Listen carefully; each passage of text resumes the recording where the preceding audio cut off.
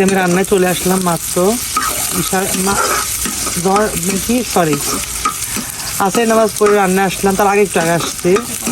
সেই সকাল থেকে অনেক কাজ ছিল আমাদের, চালের উপরে পুরা একদম চায়ের পাশে পাতা টাতা পড়ে একদম ভরে গেছিল।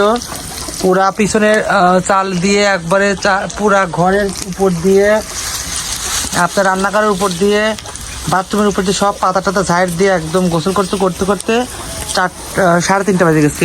তারপরে মা এই যে ভাত রান্না মাত্রই করলো,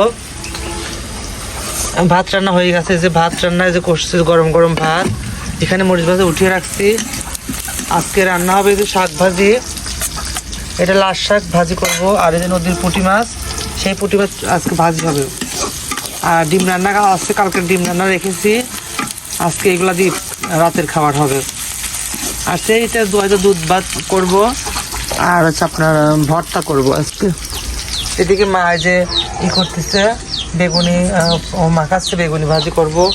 আমি ডালে বড়া রাখছি, ডালের বড়াটা হচ্ছে ভাজি করব, পেঁয়াজি করব।